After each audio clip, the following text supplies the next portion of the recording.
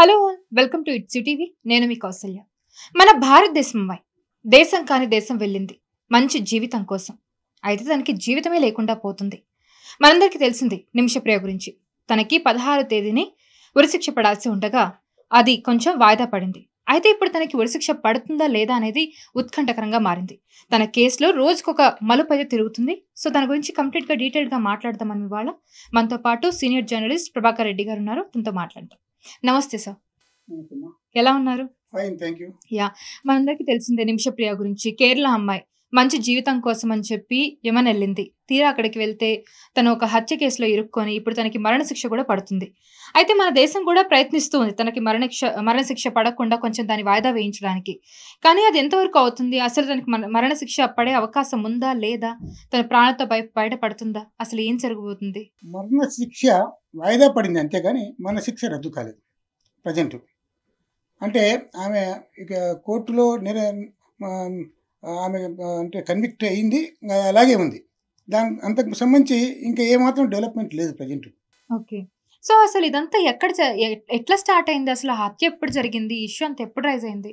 ఇదంతా తెలుసుకోవాలంటే యాక్చువల్గా ఆమెకి ఏమైనా ఎందుకు వెళ్ళింది అనేది మనం మాట్లాడుకోవాలి.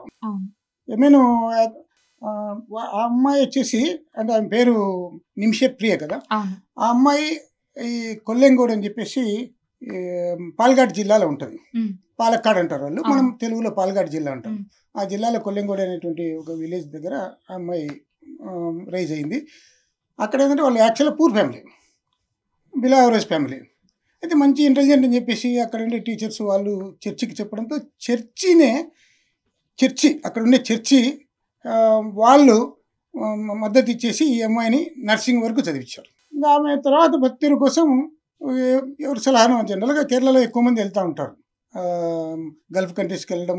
ఏమేమి తక్కువ కానీ గల్ఫ్ కంట్రీస్కు రెగ్యులర్గా వాళ్ళు వెళ్ళి అక్కడ భక్తులు చూసుకుంటూ ఉంటారు. అందులో భాగంగా ఈ అమ్మాయి ఆల్రెడీ ఒక సర్టిఫైడ్ నర్స్ కాబట్టి, స్టాఫ్ నర్స్ కాబట్టి అక్కడికి వెళ్ళింది. వెళ్ళిన తర్వాత అందులో ఏంటంటే ఆమెకు ఒక స్కూల్ ఎగ్జామ్స్ ఏవో కొంచెం పెండింగ్ ఉన్నాయంట. పెండింగ్ ఉండి కూడా నర్సింగ్ కోర్స్ చేసింది. ఆ రూల్స్ ఒప్పుకోక ఇండియాలో జాబ్ రాకపోతే అమ్మాయి అక్కడికి ఏమేన్ వెళ్ళింది. ఏమేన్ వెళ్ళి అక్కడ గవర్నమెంట్ ఆఫ్ ఏమేన్ కిందనే పనిచేసింది ఫస్ట్. అప్పుడు గవర్నమెంట్ నడుస్తూ ఉండింది. గవర్నమెంట్ అంటే ఇప్పటిలాగా ఇబ్బంది లేదు అక్కడ. సాఫీ గవర్నమెంటే ఉండింది, అంటే పీపుల్స్ గవర్నమెంటే ఉండింది అక్కడ. ఆ టైంలో ఆమె వెళ్ళింది, గవర్నమెంట్ జాబ్ చేసింది ఒక హాస్పిటల్లో. ఆ ఎక్స్పీరియన్స్ మీద ఆ తర్వాత ఆమె ఇంకొక క్లినిక్ పెట్టుకోవాలనుకుంది. అది ఈలోగా ఏమిటంటే ఆమె 2008లో వెళ్ళింది అక్కడికి. వెళ్ళిన తర్వాత వాళ్ళ తల్లిదండ్రులు ఆ అమ్మాయికి పెళ్లి సంబంధం కుదిర్చేసరికి 2011లో ఇండియా వచ్చింది. ఇండియా వచ్చి మ్యారేజ్ చేసుకుంది ఆ టోనీ థామస్ అనేటువంటి వ్యక్తిని. ఆయన కూడా పూరే, పెద్ద ఉన్న వ్యక్తి ఏం కాదు.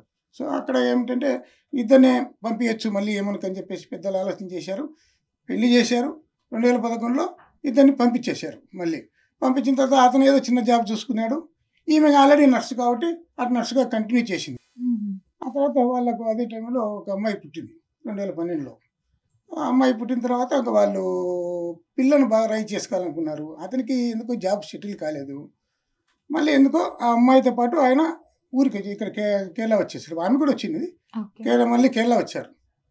అప్పటికే అక్కడ ఈ మనం అంటే తర్వాత చెప్పుకోబోయే ఆ వ్యక్తి ఎవరైతే ఉన్నారో తలాల్ మహదీ అనేటువంటి వ్యక్తి ఎవరైతే ఉన్నారో అప్పటికే వాళ్ళకు పరిచయం, ఇద్దరికి భార్యాభర్తలకు పరిచయం.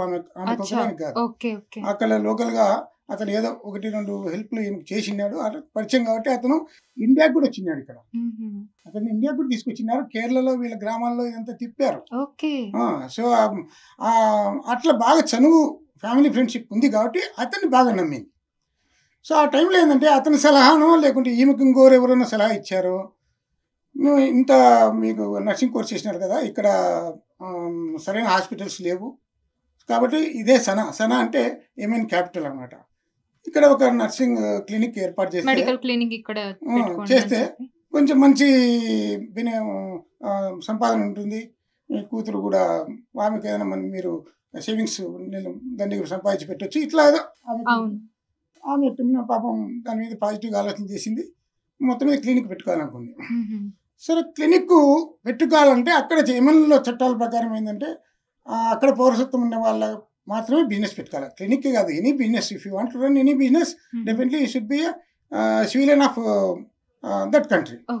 అక్కడ ఈమె కాదు కాబట్టి, ఈమెకు అక్కడ పౌరసత్వం లేదు కాబట్టి, ఆల్రెడీగా ఈమెకు పరిచయం ఉన్నటువంటి ఈ తలాల్ మహిదీ అనే వ్యక్తితోనే ఈ విషయంలో సంప్రదింపులు జరిపి అతన్ని నామకే వాస్తే పార్ట్నర్గా, అతనేం పెట్టుబడి పెట్టింది లేదు, ఇతను మాత్రమే పెట్టుబడి. సో అతని పేరు మీద క్లినిక్ ఓపెన్ చేసి, ఓకే. అంటే అతను ఉన్నాడు కాబట్టి ఆమెకు లైసెన్స్ వచ్చింది, ఈమె రన్ అవుతుంది. అయితే క్లినిక్ బాగా జరిగేసరికి అది 14 బెడెడ్ హాస్పిటల్ ఓపెన్ చేసింది ఆమె. 14 పడకల ఆసుపత్రి, ఓకే. మంచి ప్లేస్లో బాగా జరుగుతుంది, మంచి పేరు వచ్చింది.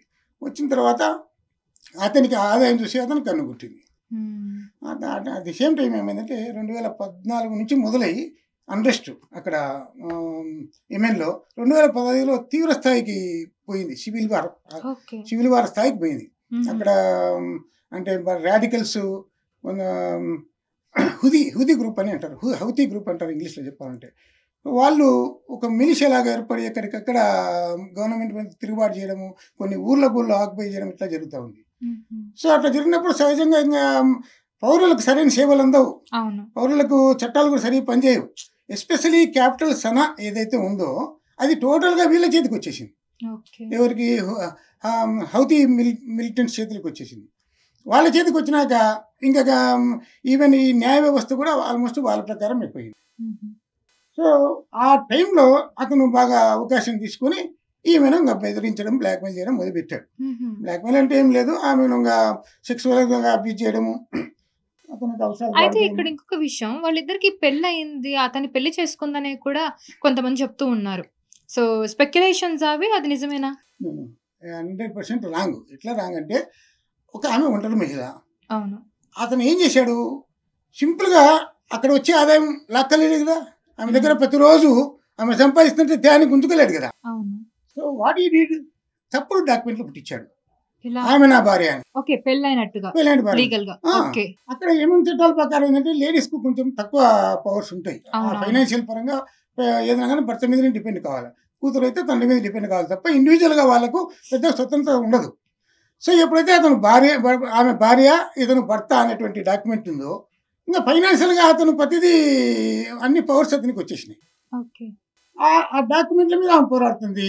సరే, ఫస్ట్ నుంచి ఫ్రెండ్షిప్ ఉండింది కాబట్టి ఆమె నయానో భయానో ఏదో చేస్తూ ఉంది. ఈ లోపల అతను దేనికోసమో ఈమె పాస్పోర్ట్ తీసుకున్నాడు. పాస్పోర్ట్ అంటే ఇంకా ఒకేసారి పనిచేస్తున్నారు కదా, వీసా ఎక్స్టెన్షన్ కోసమో దేనికన్నా ఆమె అతని మీద డిపెండ్ అయినట్టుంది గతంలో. అతను అది ఇవ్వకుండా కూడా సతాయిస్తూ వచ్చాడు. ఆ క్రమంలో ఆ పాస్పోర్ట్ అతని దగ్గరే ఉండిపోయింది. ఇంకా ఏమైంది, సివిల్ వార్ ఎరప్ట్ అయింది. చాలామంది మీకు తెలుసు స్పెషల్ ఫ్లైట్ కూడా వేసుకొని అప్పుడు ఇండియాకి వచ్చారు. మన భారత ప్రభుత్వము కొన్ని స్పెషల్ ఫ్లైట్స్ పంపించింది, అక్కడనే ఇండియన్స్ ఎవాక్యుయేట్ చేయించనిక. అందులో భాగంగా ఈమె రావచ్చు, కానీ రాలేదు. ఎందుకంటే అప్పటికే బాగా ఇన్వెస్ట్ చేసింది. ఆ క్లినిక్ ఊరికనే పెట్టలేరు కదా, చాలా ఇన్వెస్ట్ చేసి ఉంటుంది, ఎనర్జీ ఇన్వెస్ట్మెంట్, మనీ ఇన్వెస్ట్మెంట్ చాలా ఉంటుంది. ఆ డబ్బులు కూడా ఏది పాపం ఇక్కడ కేరళలో వీళ్ళ భర్త కూడా అప్పులు చేసి పెట్టినాడు. క్లినిక్ పెట్టేంత స్థాయి డబ్బులు ఆమె దగ్గర లేవు. ఏదో శాలరీ ఆడ 2018 నుంచి 14 వరకు పనిచేసింది కదా, ఆ శాలరీలో కొంచెం మిగిలినటువంటి డబ్బులే ఏదో కొంచెం పెట్టుకుని అది వీళ్ళ భర్త కూడా కొంచెం అప్పు చేసి పంపించినాడు. సో అంత డబ్బు పెట్టిన తర్వాత ఎట్లా రాబట్టుకోవాలనే ఉద్దేశంతో గతి లేక పాపం అక్కడే ఉండిపోయింది ఆమె. అతను ఇంకా ఆమెకి ఏం దిక్కు దిమానం లేరు, అతను ఎక్స్ప్లాయిట్ చేస్తూనే ఉన్నాడు, సెక్సువల్గా ఎక్స్ప్లాయిట్ చేస్తున్నాడు, మానసికంగా. ఇంకా ఈవెన్ వాళ్ళ ఫ్రెండ్షిప్ కూడా ఆమెను లైంగికంగా యూజ్ కావాలనే రీతిలో ఒత్తిడి తెచ్చాడని చెప్పేసి కూడా వార్తలు వస్తుంది. మరి ఇన్ని జరిగినప్పుడు ఆవిడ ఎవరిని సంప్రదించలేదా, అధికారులు కానీ పోలీసులు కానీ అక్కడ? అదే తమాష ఏంటంటే ఆమె కంప్లైంట్ చేసింది. ఇప్పుడు 2017లోనే ఆమె కంప్లైంట్ చేసింది, ఇట్లా నన్ను ఇట్లా అరెస్ట్ చేస్తున్నాడు చేస్తే అతను తన పలుకోడు ఉపయోగించి ఈమెనే లోపల ఇచ్చాడు. చాలా మంది తెలియని విషయం ఏంటంటే ఈమె 7 రోజుల పాటు జైల్లో ఉండింది. ఒక మహిళ జనరల్గా అక్కడ యెమెన్లో మహిళలు జైల్లో ఉండడం చాలా తక్కువ అనమాట. ఈమె లోపల ఇచ్చాడు. అతనికి ఏం పెట్టాడు, అక్కడ సిటిజన్ కాబట్టి అతను చెప్పిందే నడుస్తుంది. సో అలాగా తనని జైల్లో పెట్టించాడు. అంటే అప్పటికే 2-3 కంప్లైంట్లు ఇచ్చింది, పట్టించుకునే వాళ్ళు లేరు. సివిలియన్ గవర్నమెంట్ లేదడా అప్పటికి, సివిల్ వార్ జరుగుతూ ఉంది, మిలిటెంట్స్ చేతులు ఉంది, వాళ్ళు ఈమెకు టైం ఇయ్యరు. ఇంకా మొత్తం మీద ఈమె ఇచ్చిన కంప్లైంట్లు బుట్టదాఖలు అయ్యేటివి. ఒక్కసారి ఏదో మరి ఎట్లా ఇన్ఫ్లుయెన్స్ చూపించాడు, ఈమె కంప్లైంట్ ఇవ్వకపోతే ఈమె మీదనే రివర్స్ కేసు ఫైల్ చేసేసి 7 రోజుల పాటు ఆమె లోపల పెట్టారు బెయిల్ ఇవ్వకుండా. 7 రోజుల తర్వాత మళ్ళీ బయటకు వచ్చి ఇంకా ఆమె అనుకుంది ఇక్కడ నాకు న్యాయం జరగదు అనుకుని ఎట్లన్నా కానీ ఇండియాకి పోవాలి. ఇంకా ఇక్కడ డబ్బులు రావు, ఏమి రావు, ఇండియాకి రావు. ఇండియాకి పోవాలంటే పాస్పోర్ట్ కావాలి. పాస్పోర్ట్ కావాలి. ఎవరి దగ్గర ఉంది? అతని చేతిలో ఉంది. వాడు ఎందుకు ఎక్కున్నాడు? ఆమె అతనికి ఏదో బంగారు పాత్రలాగా అయిపోయింది. ఆమె వల్ల మంచి ఆదాయం వస్తుంది కదా క్లినిక్. సో అట్లా వాడు ఆమె శిక్షకులకు ఉపయోగపడుతుంది, ప్లస్ దాంతోపాటుగా ఆమె ద్వారా ఆదాయం వస్తుంది. అట్లా వాడు బాగా అరెస్ట్ చేశాడు. ఒక మహిళ, ఒంటరి మహిళకి ఏ నిర్ణయం తీసుకుంటుంది చెప్పండి? అక్కడ ఏమైందంటే ఒక డాక్టర్ సలహా ఇచ్చాడు. ఒక డాక్టర్ సలహా ఇచ్చాడు ఏమని? అతనికి ఎట్లా స్లీపింగ్ టాబ్లెట్స్ ఇస్తే, సెడేషన్ టాబ్లెట్స్ ఇస్తే ఆ మత్తులో ఉన్నప్పుడు పోయి ఎట్లా ఒకట తెచ్చుకో అని చెప్పేసి. అట్లా వాడు అంటే ఈ క్లినిక్లోనే వాడు ఎప్పుడో ఉన్నప్పుడు వానికి మా టీలోనో దేంట్లోనో ఆమె మొత్తం మంది ఇచ్చేసింది. ఇచ్చిన తర్వాత వాడు యాక్చువల్ ఫస్ట్ టైం ఇచ్చినప్పుడు అతను పూర్తిగా స్పృహ లేకుండా పోలేదు. దాంతో మళ్ళీ డోస్ ఇచ్చింది. మళ్ళీ అక్కడే ఒక అమ్మాయి హనం అని చెప్పేసి వీళ్ళ దగ్గర పనిచేసే ఆమె సలహా మేరకు ఇంకో కొంచెం ఎక్కువ డోస్ ఇచ్చింది. అంటే ఉద్దేశం ఏంది? అతను మత్తులో ఉన్నప్పుడు తన పాస్పోర్ట్ తీసుకుని ఇండియాకి వెళ్ళిపోదాం. తీసుకున్న తర్వాత పాస్పోర్ట్ ఏమి చేతులు ఉన్నప్పుడు ఎట్లయినా సరే అధికారులను సంప్రదించుకోవచ్చు, వీసా ఏమన్నా ఇది ఉంటే ఎక్స్టెన్షన్ చేసుకోవచ్చు. ఏదో ముందు పాస్పోర్ట్ కావాలి కదా. సో అట్లా ఆమె విధి లేని పరిస్థితుల్లో నిర్ణయం తీసుకొని, అది కూడా అతనికి ఏదో హాని చేసే ఉద్దేశం కాదు, కేవలం తన పాస్పోర్ట్ తను పొందేందుకు మాత్రమే ఆమె ఈ కీటమిన్ టాబ్లెట్స్ ఇచ్చింది. సో ఈ రకంగా తను చనిపోవడం జరిగింది. అది ఏమైందంటే ఓవర్ డోస్ అయింది, అది రివర్స్ అయింది. బహుశా అటు ఎట్లా జరుగుతుంటే అంటే అంతకుముందు ఏదైనా అతను ఆల్కహాల్ తీసుకుంటున్నాం ఇంకోటి ఏదైనా ఉంటే ఒక్కోసారి స్లీపింగ్ పిల్స్ కూడా రివర్స్ అవుతాయి. సో ఆ రీతిలో అతను చనిపోయాడు. చనిపోయిన తర్వాత ఇంకేం చేయాలి? శవాన్ని అట్నే పెడితే ఖచ్చితంగా కేసు పడుతుంది. మరి పాస్పోర్ట్ వచ్చింది, కనీసం ఇండియా అక్కడ నుంచి తప్పించుకొని ఇండియాకి వచ్చేంత వరకైనా అక్కడ జరిగిన నేరం ఏదైతే ఉందో అది బయటకు రాకూడదు కదా. అందులో ఇంకా ఈమె అక్కడ ఉన్నటువంటి హనాం అనేటువంటి సలహాను ఆమె ప్రత్యక్షంగా చూస్తూ ఉంది ఇతని బాధను, ఈమె బాధను, ఎవరు ఈ నిమిషపై బాధను. ఆమె కూడా హెల్ప్ చేసింది కాబట్టి ఇద్దరు కలిసి ఎక్కడో ఆ ట్యాంకులు పడేయదలుచుకున్నారు. శరీరం మొత్తం బాడీ అంటే ఎవరైనా చూస్తారు కదా. కాబట్టి ఏం చేసినారు, కొంచెం ముక్కలు చేసి వాటర్ ట్యాంకులు వేసారు. అయితే ఇంకొక స్పెక్యులేషన్ ఏమొస్తుందంటే ఆ అమ్మాయి చాలా బాడీ పార్ట్స్ కూడా చాలా ఎగ్జాక్ట్ గా కట్ చేసింది, తన బాడీ పార్ట్స్ ని అమ్మేయడానికి కూడా ట్రై చేసింది అని చెప్తూ ఉన్నారు. సో ఇది ఎంతవరకు నిజం? ఎట్లా సాధ్యమైంది? బాడీ పార్ట్స్ ఒక పరాయి దేశంలో ఒక మహిళ బాడీ పార్ట్స్ అమ్ముకునే స్థాయిలో ఉంటుందా? ఆమె క్లినిక్ నడిపినంత మాత్రం పార్ట్స్ అమ్ముతుందా? ఆమె ప్రజెంట్ చేతుల పాస్పోర్ట్ ఆమెకు ఇంపార్టెంట్, బయటికి రావడం ఇంపార్టెంట్. సో అవన్నీ వాళ్ళు ఆ కేసు పెట్టేటప్పుడు దాన్ని ఎగ్జాగరేట్ చేశారు వాళ్ళ లాయర్లు. దాన్ని ఇంత ఘోరంగా చేసింది అంటే కోర్టును కన్విన్స్ కదా. ఆమె ఇబ్బందులకు ఆమె విధి లేని పరిస్థితుల్లో చేసిందని చెప్తే కొంచెం కోర్టు కేసు డైల్యూట్ చేయొచ్చు. అంటే ఇప్పుడు కోర్టు కూడా ఏమని భావిస్తుందంటే అదంతా ప్రీ ప్లాన్డ్ మర్డర్ గా భావిస్తుందని చెప్తూ ఉన్నారు. సో తిన్న తరపు వాదనలు వినిపించే వాళ్ళు లేరా మరి అక్కడ? లాయర్ డబ్బులు తినడం తప్ప చేసింది ఏం లేదు. ఈమె లాయర్ పెట్టుకుంది. అట్ ది సేమ్ టైం ఏంటంటే ఈమె సంబంధించి ఏమైనా చెప్పుకోవాలంటే ఆ కోర్టు అరబిక్ భాషలో చెప్పేది. అంటే అరబిక్ భాషలో ప్రశ్న వేసినప్పుడు ఈమె ఎట్లా సమాధానం ఇస్తుంది? వాళ్ళు ఏమడిగేది తెలియదు. ఈమె ఇచ్చిన ఆన్సర్ ఏదైనా కానీ ఒకవేళ అర్థమైనా ఈమె ఇచ్చిన ఆన్సర్ వాళ్ళకి అర్థం కాదు. అంటే ఈమె కోర్టును కన్విన్స్ చేసుకోలేకపోయింది. నేను ఇటువంటి విధి లేని పరిస్థితుల్లో నేను ఇలా చేయాల్సి వచ్చింది, చంపే ఉద్దేశం కాదు అని చెప్పేసి. ఏదేమైనా జనరల్గా ఏంటి చట్టం కూడా ఎట్లా చూస్తుంది? నువ్వు ఏ రకంగా నువ్వు చంపినా కూడా ఒకవేళ నువ్వు నిజంగా గత్యంతరం లేని స్థితిలో నువ్వు చంపిన తర్వాత ఇట్లా ఈ పరిస్థితి ఇట్లా జరిగింది, ఇతను చనిపోయాడని నువ్వు కోర్టుకు నువ్వు డైరెక్ట్గా పోలీస్ స్టేషన్కు ఎక్కడైనా పోయి కంప్లైంట్ అది విషయం వాళ్ళకి రిపోర్ట్ చేసింటే బహుశా కోర్టు మన శిక్ష దానికి పోయేది కాకపోతే. అంటే మీరు అన్నారు కదా తను ఆల్రెడీ అధికారులు సంప్రదించింది, అప్పుడు అలా చేస్తే తను ఎవరైతే ఆ పర్సన్ ఉన్నారో తను తిననే జైల్లో వేయించారని చెప్పారు కదా, మరి అది కన్సిడరేషన్ లో తీసుకోలేదా? అదే మరి అందుకే ఆమె కూడా అదే మానసిక స్థితిలో ఉండేది. నాకు ఇక్కడ న్యాయం జరగదు, నేను ఇచ్చినా కూడా దాన్ని దాఖలు చేస్తారు, వీళ్ళ ఇన్ఫ్లుయెన్స్ ఎక్కువ ఉంది. మామూలుగానే నేను అతని గురించి కంప్లైంట్ ఇస్తేనే నన్ను లోపల వేసినారు. ఇంకా నేను అతను చంపిన తర్వాత నేను పోయి కంప్లైంట్ ఇస్తే ఊరుకుంటారా? సో జనరల్గా అప్పుడు ఏం చేస్తారు? ఎవరైనా మరణం అనేది జరిగింది అంటే హత్య కేసు నమోదు అవుతుంది గ్యారంటీగా. ఇంకెప్పుడు బయటపడతామో తెలియదు. సో ఎందుకు అవకాశం ఉంటే ఏముంది, ఇంకా ఫ్లైట్ బుక్ చేసుకుని వెళ్ళిపోవచ్చు కదా, ఆల్రెడీ చేతికి పాస్పోర్ట్ వచ్చింది కదా, ఇట్లా ప్లాన్ చేసింది ఆమె. ఓకే. ఒంటరి మహిళ ఇంకా ఎట్లయినా నిజంగానే. ఓకే. అట్లా చేసింది. వాళ్ళు ట్రయల్స్ అన్ని అరబిక్ లాంగ్వేజ్లో చేయడంతో ఈమె సరిగా కోర్టును కన్విన్స్ చేసుకోలేకపోవడంతో ఆమెకు మరణశిక్ష పడింది. అసలు అక్కడ చట్టాలు యెమెన్ చట్టాలు ఏ విధంగా ఉంటాయి ఇలాంటి కేసెస్‌లో ముఖ్యంగా? చట్టాలు ఏదైనా కానీ ఒకటి హత్యకు ఆ, ఆ, స్వార్థం కోసం అంటే బెనిఫిట్ కోసం హత్య చేసినప్పుడు అది మరణశిక్ష వేస్తారు. ఓకే. అది ఈవెన్ మన దేశంలో కూడా జనరల్గానే బెనిఫిట్ కోసం చేస్తే కనుక, మామూలుగా చేస్తే కనుక జీవితకాలం చేస్తారు. అవును. కానీ అతను పర్సనల్ బెనిఫిట్ కోసం చేసినప్పుడు మరణశిక్ష వేస్తారు.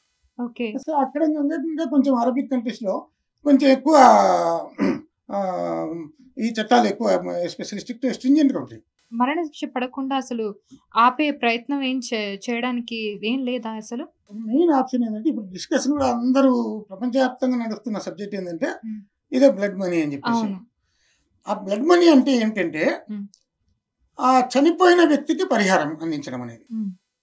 అంటే అతని కొడుకుని ఈమె చంపింది. హ్మ్. ఇస్లామిక్ చట్టం అక్కడ ఉన్న ఇస్లామిక్ చట్టం. హ్మ్.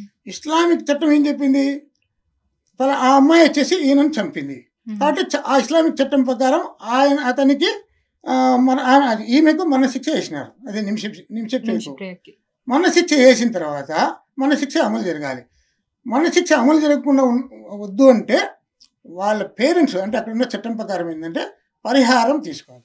అంటే ఆమెకు మరణశిక్ష వద్దు, సరే మామూలు జైలు శిక్షణ వేయండి, మా అబ్బాయి అంటే రక్తానికి సమాధానంగా, మా అబ్బాయి చనిపోయాడు, ఆయన రక్తానికి సమాధానంగా ఆ కుటుంబానికి ఇంత అమౌంట్ చెల్లిస్తే మన శిక్ష రద్దు అవుతుంది. అది కూడా వాళ్ళు సర్టిఫై చేస్తే మేము బ్లడ్ మనీకి ఒప్పుకుంటున్నాము అని చెప్పేసి అక్కడ ఉండే ప్రాసిక్యూటర్ ద్వారా గవర్నమెంట్కి అప్పీల్ చేస్తే అప్పుడు గవర్నమెంట్ దాన్ని కన్సిడర్ చేసేసి వీళ్ళు బ్లడ్ మనీ సెటిల్మెంట్ జరిగిపోయిందని చెప్పేసి మన శిక్ష రద్దు అవుతుంది. మన శిక్ష రద్దు అవుతుంది కానీ జీవిత ఖైదు రద్దు కాదు. మన ఇస్లామిక్ చట్టంలో ఓన్లీ అది మరణశిక్ష వరకు మాత్రమే. అది కూడా తొలగించడానికి సివియారిటీ బట్టి ఉంటుంది. ఒక్కోసారి ఫర్ ఎగ్జాంపుల్ యాక్సిడెంట్ ద్వారా చనిపోయాడు అనుకో, అయినా కూడా అతనికి శిక్ష పడింది, మన శిక్ష అనుకున్నాం. యాక్సిడెంట్ ద్వారా జరిగింది అయినా మొత్తం మీద అయితే ఆ రకం కూడా ఒక్కోసారి దాంట్లో కూడా కొన్ని సివియారిటీ అంటే పూర్తి నిర్లక్ష్యంగా నడపడం వల్ల వాడు చనిపోయినాడు అని చెప్పేసి అది కూడా ఒక్కోసారి మన శిక్ష పడిన కాలం ఉన్నాయి అక్కడ అరబిక్ కంట్రీస్ లో. కాబట్టి అటువంటి కేసులు ఏం చేస్తారంటే పూర్తిగా జైలు శిక్ష కూడా రద్దు చేయొచ్చు ఈ బ్లడ్ మనీ సెటిల్మెంట్ ద్వారా. సో ఇప్పుడు మన ఇండియన్ గవర్నమెంట్ ఏ విధంగా అంటే ప్రయత్నిస్తుంది తనకు మరణశిక్ష పడకుండా ఉండడానికి, లేదంటే పోనీ దాన్ని పోస్ట్ పోన్ చేయడానికి? కానీ పోస్ట్ పోన్ చేయడానికి అని కాదు, ప్రజెంట్ ఆ ఎఫర్ట్స్ అన్ని గవర్నమెంట్ ఆఫ్ ఇండియా చేసింది. అంటే ఆ ఎఫర్ట్స్ వల్లనే ఇప్పుడు పోస్ట్ పోన్ అయిందని చెప్పుకోవచ్చా? మనము అక్కడ ఏమైంది, 2 ప్రభుత్వాలు నడుస్తున్నాయి. ఆల్రెడీగా ఉండే ప్రభుత్వం ప్రజాప్రభుత్వం ఒకటి, తిరుగుబాటు ప్రభుత్వం హౌతీ మిలిటెంట్స్ ఆధ్వర్యంలో తిరుగుబాటు ప్రభుత్వం నడుస్తూ ఉంది. ఈ తిరుగుబాటు ప్రభుత్వం ఆధ్వర్యంలో జరిగిన తీర్పు ఇది ఎంత, ఈ ట్రయల్ ఎవరు చేసినారు, ఈ అమ్మాయి కేసు ట్రయల్ అంతా ఆ హౌతీ మిలిటెంట్సే చేశారు. వాళ్ళతో ఏ రకంగా సంబంధం మన ఇండియాకు లేదు. ఎందుకు లేదు అంటే మనం వాళ్ళని గుర్తించలేదు. వాళ్ళు ఏమంటున్నారు, మా సపరేట్ దేశంగా గుర్తించమని అడిగారు, ఐక్యరాజ్య సమితిని అడిగారు, మా ఇండియాతో సహా చాలా దేశాలను అడిగారు, మనం గుర్తించలేదు. మనం ఏ రకంగా వాళ్ళతో డిప్లొమాటిక్ రిలేషన్స్ లేనప్పుడు ఏ రకంగా వాళ్ళతో దౌత్య సంబంధాల ద్వారా మనం వాళ్ళ అమ్మాయిని ఇడిపించగలుగుతాం? చర్చలకే అవకాశం లేదు. సో ఇప్పుడు ఛాన్సే లేదా, స్కోపే లేదంటారా? స్కోప్ అంటే అదే, స్కోప్ అంటే ఒకటే, బ్లడ్ మనీ సెటిల్మెంట్ ద్వారా మాత్రమే స్కోపు. ఇప్పుడు లేటెస్ట్గా ఏంటంటే బ్లడ్ మనీ సెటిల్మెంట్కు వాళ్ళు ఒప్పుకోవడం లేదు అనేది. ఇప్పుడు దానికోసం కూడా అది కూడా ఏంటి, గవర్నమెంట్ ఆఫ్ ఇండియా చేసింది కాదు, వాయిదా పడింది. ఇప్పుడు మీరు అన్నారు కదా వాయిదా, ఇప్పుడు July 16th యాక్చువల్గా మన July 16th ఆమె మరణశిక్ష అమలు జరగాలి. ఇక్కడ కూడా చాలా కాంట్రవర్సీ ఉంది, చాలామంది తెలిసి తెలియక మాట్లాడుతున్నారు. అక్కడ మరణశిక్ష అంటే ఉరిశిక్ష అనుకుంటున్నారు. ఉరిశిక్ష మన ఇండియాలో, అక్కడ ఉరిశిక్ష ఉండకపోవచ్చు. మ్యాక్సిమం నాకు తెలిసి అక్కడ ఉరిశిక్ష లేవు. చాలా రేరెస్ట్ ఆఫ్ ద రేర్ కేసుల్లోనే ఉరిశిక్ష చేస్తారు. అంటే ఏం చేస్తారు మరణశిక్ష అంటే? కాలుస్తారు. Oh my God. అక్కడ చేసేది ఏంటంటే మన శిక్ష ఎట్లా బతికుండగానే 2 రకాలు ఉంటాయి. బతికుండగానే 10 మంది ఎరుట వాళ్ళు ఏం చేస్తారు, మొత్తం నన్ను ఒక దుప్పట్లాగా చుట్టేస్తారు, చేతులు వెనక్కి విరిచికట్టి దుప్పట్లాగా చుట్టేసి ఎల్లెలుకలు పడబెట్టి నూటి మీద రొమ్ము మీద అది గుండెల మీదకి ఒక రైఫిల్తో కలుస్తారు. అందరూ చూస్తుండగానే వాళ్ళు దాదాపు ఒక 7-8 సార్లు 10 సార్లు కదా ఆమె తన్నుకోవడం అంటే ప్రాణంతో విలువెళ్ళాడతారు కదా, ఆగిపోయిన తర్వాత వదిలేస్తారు. అదే వాళ్ళు అమలుపరిచే సిస్టమ్, అది జనరల్గా జరిగేది. సో మనలాగా మరణశిక్ష అంటే ఉరిశిక్ష మరణశిక్ష అంటే ఉరిశిక్ష కాదు. సో ఇప్పుడు ఏంటంటే జూలై 26న జరగవలసిన ఆ మరణశిక్ష ఓకే ఉరిశిక్ష అనుకున్నాం, కొంచెం ఎందుకంటే అక్కడ ఉరిశిక్ష ఏమని జడ్జి ఏం రాయలేదు, మరణశిక్ష అనే రాశారు. సో ఏదైనా కానీ ఉరిశిక్షే అనుకుందాంలే. జూలై 16న జరగాల్సింది వాయిదా ఎందుకు పడిందంటే ఇన్ఫ్లుయెన్షియల్ పీపుల్ అక్కడ, అంటే మనకు కేరళ నుంచి ఒక వీళ్ళు ముస్లిం మత పెద్దలు, అంటే అక్కడ సనాలో ఉండేది ముస్లిం గవర్నమెంట్ కదా, ఈవెన్ వాళ్ళు మిలిటెంట్స్ కూడా ముస్లిమ్సే, కాబట్టి ముస్లిం పెద్దల ద్వారానే అక్కడ సంప్రదింపులు జరిపే ప్రయత్నం చేశారు. గవర్నమెంట్ ఆఫ్ ఇండియా ఫెయిల్ అయ్యింది. సో వీళ్ళు పోయి సంప్రదింపులు జరపడం ఏం జరిపారు, కొంచెం హైలీ ఇన్ఫ్లుయెన్స్డ్ పర్సన్ అక్కడ కూడా, అంటే ఇక్కడ నుంచి అబూబకర్ అని చెప్పేసి సున్నీ మత పెద్ద, మన ఇండియాలో పవర్ఫుల్ ఆయన అనమాట. సో ఆయన ద్వారా యెమెన్లో ఉన్నటువంటి సూఫీ పండితుడు, అక్కడ సూఫీ లీడర్ ఒక ఆయన ఉన్నాడు, వాళ్ళ స్కాలర్ అనమాట, ఆయన చెప్పింది కొంచెం అక్కడ బాగా సాగుతుంది. సో ఆయన ద్వారా సంప్రదించారు. ఆయన ఎప్పుడో కేరళకు వచ్చినాడు, ఇక్కడ ఏదో ముస్లిమ్స్ ఏదో కమ్యూనిటీ పరమైనటువంటి ఒక ప్రోగ్రామ్ ఏదో పెట్టింటే ఆయన ఎప్పుడో కేరళకు వచ్చినాడు. ఆ పరిచయంతో ఆయన అక్కడ ఆయన ఈ ఇందాక అనుకున్న సూఫీ లీడర్తో షేక్ హబీబ్ ఆయనతో సంప్రదింపులు జరిపేసి ఆయన ఏం చేశాడు, అక్కడ ఉండే గవర్నమెంట్కి చెప్పి మేము we are trying for blood money settlements, please give us some time అడిగితే ఆయన మీద గౌరవంతో కొన్ని రోజులు, అంటే మళ్ళీ ఎప్పుడు చేస్తామని ఇంకా ప్రకటించలేదు, మన శిక్ష రద్దు చేయలేదు, కొన్ని రోజులు వాయిదా మాత్రమే వేశారు. దాన్ని ఏంటంటే ముస్లిం మొత్తం రద్దు అయిపోయింది అది చెప్పేసి రకరకాల ప్రచారాలు నడుస్తున్నా ఎగ్జాక్ట్లీ కేపాల్ రద్దు చేయించాను నేనే మరణశిక్ష పడకుండా కాపాడాను అన్నట్టు కూడా వ్యాఖ్యలు చేసినట్టు కొన్ని న్యూస్ ఛానల్. మరి నాకు అర్థం కాలేదు అక్కడ ఆయన ఇన్ఫ్లుయెన్స్ ఏ రకంగా సాగింది అనేది నాకైతే అర్థం కాలేదు. ఆయన గవర్నమెంట్ అంటే ఆయనైతే నేను కూడా చూశాను వీడియో, బట్ ఆయన ఇన్ఫ్లుయెన్స్ ఏ రకంగా చేసినానని క్లియర్ చెప్పలే. ఎవరు మోడీ కూడా కాపాడలేదు, నేను కాపాడిన చూడే నేను ప్రకటించుకుంటున్నాడు. సరే మనం వింటున్నాము, సరే ఆయన ప్రయత్నం కావచ్చు.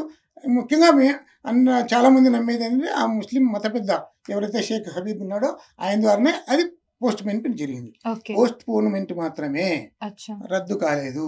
సో అది కూడా నెక్స్ట్ బ్లడ్ మనీకి వాళ్ళు ఒప్పుకుంటేనే కొంచెం మరణ శిక్ష పడకుండా తనని ఆపగలం, వేరే ఆప్షన్ లేదంటారు. ఆప్షన్ లేదు. ఇక్కడ ఏంటంటే మెయిన్ హర్డిల్ ఏమిటంటే దీంట్లో ఉన్నటువంటి హిండ్రెన్స్ అక్కడ ఇప్పుడు మనకు ఇట్లా సోషల్ మీడియా చూస్తున్నాం కదా, నిమిషం గురించి రోజు 100 కొద్ది వీడియోలు వస్తుంటాయి. వాళ్ళకి సగం తెలిసి సగం తెలియకుండా ఒక వీడియో రిలీజ్ చేస్తారు. మరి ఏం యాక్చువల్గా అక్కడ కూడా ఉంటుంది కదా, అక్కడ ఉండే సోషల్ మీడియా వాళ్ళని రెచ్చగొడుతూ ఉంటారు. సమాజంలో ఎట్టుంటుందంటే ఒక అవమానంగా ఫీల్ అవుతుంటారు. అంటే చూడు కొడుకు ప్రాణాలు పోతే డబ్బుల కోసం వీళ్ళు ఒప్పుకున్నారు చూడు, అట్లా రెచ్చగొడుతున్నారు వాళ్ళ. దాంతో వాళ్ళు ఒప్పుకోకున్నారు. పైగా ఇంకొకటి ఏంటంటే చాలా మందికి తెలియని విషయం ఏంటంటే సేమ్ మతం వాడు, అంటే ఆ నిందితురాలు కూడా సేమ్ మతం అనుకో, వాళ్ళు ఒప్పుకునే అవకాశం కొంచెమైనా ఉండొచ్చు. మన మతం కోసమైనా మనం చేద్దాం పెద్దలు చెప్పినారు అని చెప్పేసి. ఆమె వాళ్ళ మతం కాదు, ఆమె క్రిస్టియన్ మతం. సో ఒక ఎట్టి పరిస్థితుల్లో వాళ్ళు ఒప్పుకుంటే చాలా సొసైటీ పరంగా ఇబ్బందులు ఉంటాయని చెప్పేసి వాళ్ళు. అరబిక్లో ఒకటి ఏదో సామెత కూడా ఉంది, అది ఏమిటంటే వాళ్ళ తలాల్లో అంటే చనిపోయినటువంటి తలాల్లో వాళ్ళ తమ్ముడు ఒకటి స్టేట్మెంట్ కూడా ఇచ్చాడు. అంటే మేము బ్లడ్ మనీ సెటిల్మెంట్కి ఒప్పుకోవడం లేదని మళ్ళీ బయటికి ఎప్పుడు తెలిసిందంటే అతను ఒక ట్వీట్ చేశాడు. అతను ట్విట్టర్లో ఒక ట్వీట్ చేశాడు, ఏమని, నేను అది బ్లడ్ మనీ సెటిల్మెంట్కు వీఆర్ నాట్ అగ్రీయింగ్, ఎందుకంటే ముస్లిం చట్టాన్ని మన ఇస్లామిక్ లాను మేము గౌరవిస్తున్నాము. ఇస్లామిక్ లా ఏం చెప్పింది, ఆమె చేసిన నేరానికి ఉరి శిక్ష పడాలి, మరణ శిక్ష పడాలనింది. మేము అట్లా చట్టాన్ని గౌరవించకుండా ఆమెకు మరణ శిక్ష వద్దు అంటే మేము ఇస్లామిక్ లాకు ద్రోహం చేసిన వాళ్ళం అవుతాం. కాబట్టి we are not accepting blood money settlement అని చెప్పేసి అతను ఇచ్చాడు. ఇంకొక మాట ఏమన్నాడు, already pens are lifted, papers are dried up. అది ఒక సామెత ఏంటంటే ఇంకా ఏం రాసుకునేది ఏం లేదు, అక్కడ నుంచి పెన్ను తీసేసుకున్నాం, ఆ రాసినటువంటి ఆ పేపర్ కూడా నల్లగా అయిపోయింది, ఎండిపోయింది, అంటే షిరా కూడా మరక ఆరిపోయింది, this is the final settlement అన్నట్టు చెప్పేశాడు. ఓకే.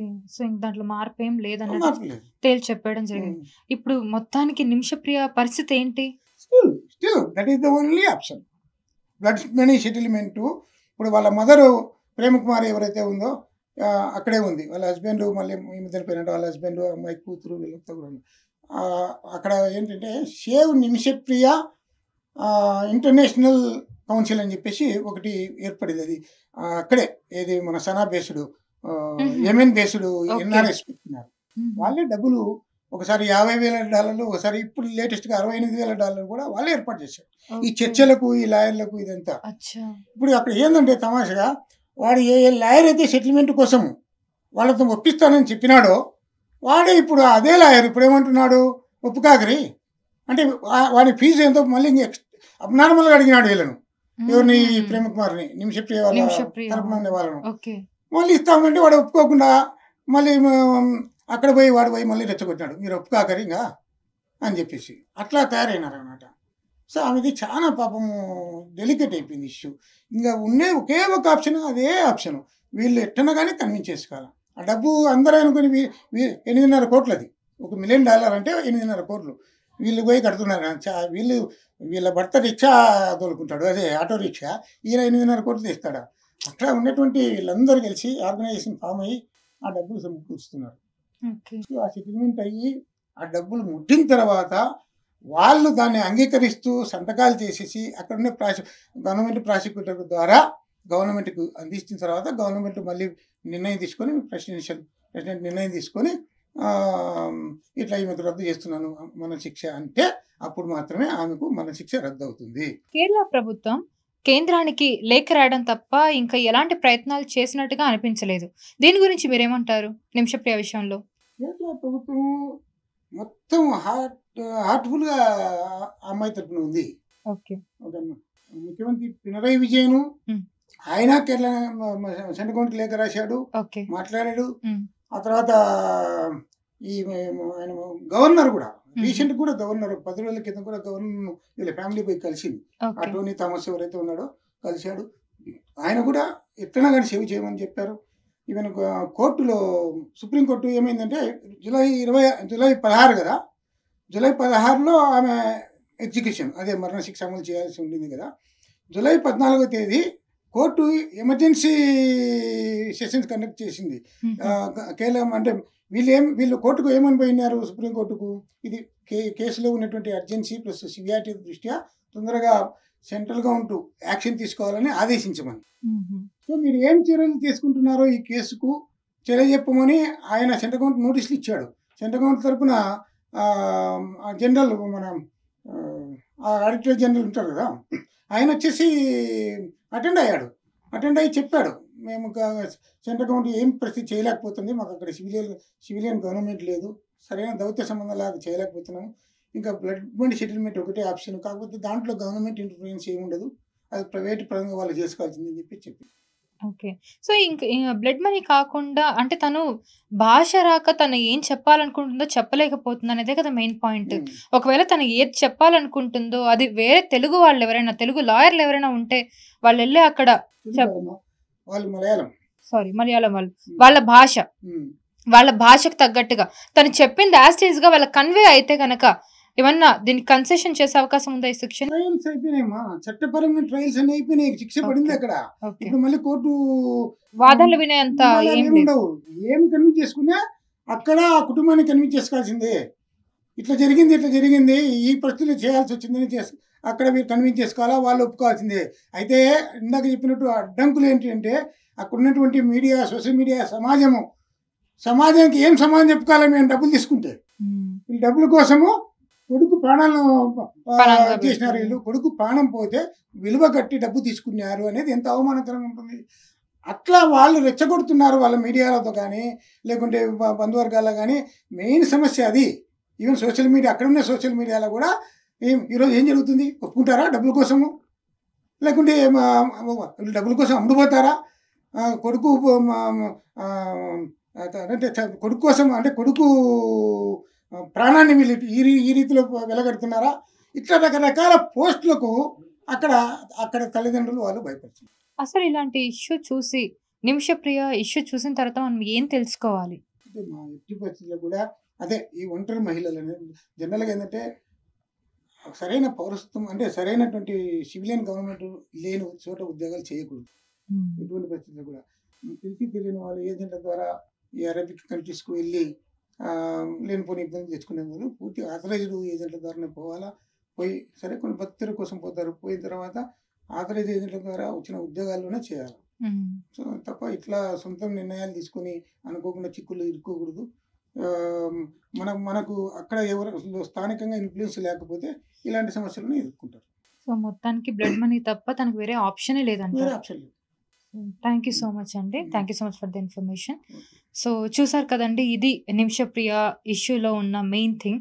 సో, తనకి బ్లడ్ మనీ ఆ ఒక్క ఇష్యూ తప్ప ఇంకా వేరే ఏం చేసినా కూడా తనకు మరణశిక్ష అయితే రద్దవ్వదు.